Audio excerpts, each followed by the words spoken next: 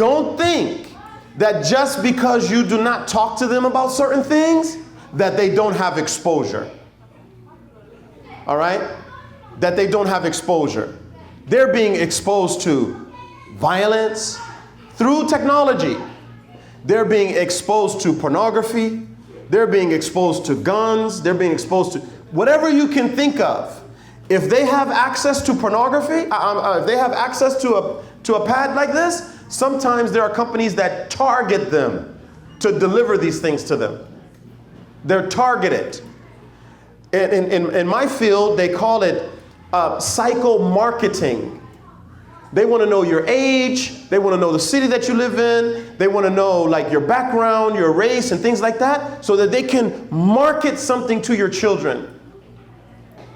You have to be the first ones to tell them, hey, Ahmed, Ya Fatima, Ya Khadija, you may be on this, you may see some things. You may see this, you may see this, you may see this, you may see this. And create space so that they can come to you and talk to you about these things. If not, they're going to go and talk to their friends. The friends that can't give them any good advice. You have to open that door for them and tell them, because believe me, they're going to see it. Wallahi, at the organizations that I run, a therapeutic is behavioral health organization, we have a waiting list of teenagers who were exposed to pornography at 11 years old, 12 years old. Now they're 15, 16, 17, addicted. And when I asked them, no one talked to you about this when you were 11 or 12 or 13? No one. So in other words, you didn't warn them. You didn't protect them. And then when the parents finally do find out, it's 5 years later. You have to speak openly to them. And you have to clear the way so that they can come and talk to you. This is radically different probably than back home. This is radically different. It's just some things that you just don't speak about. That's not going to work here.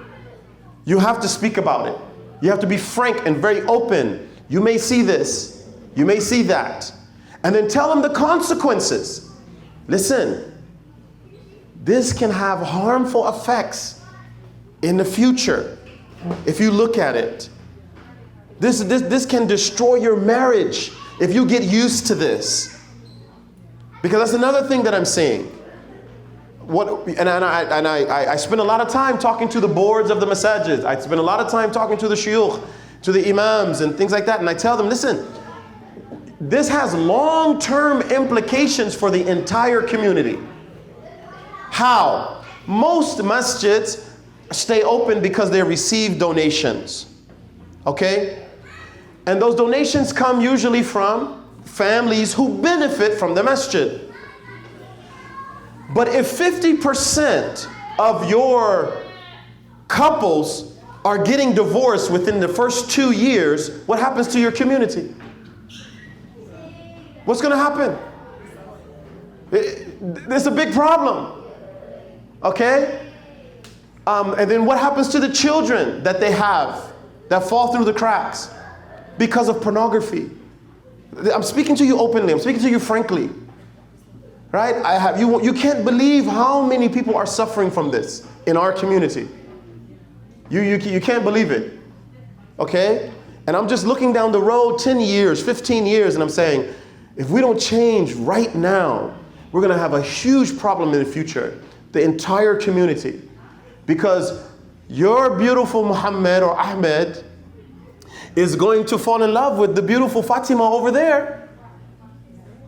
And if one of them has a problem, actuality, they both have a problem.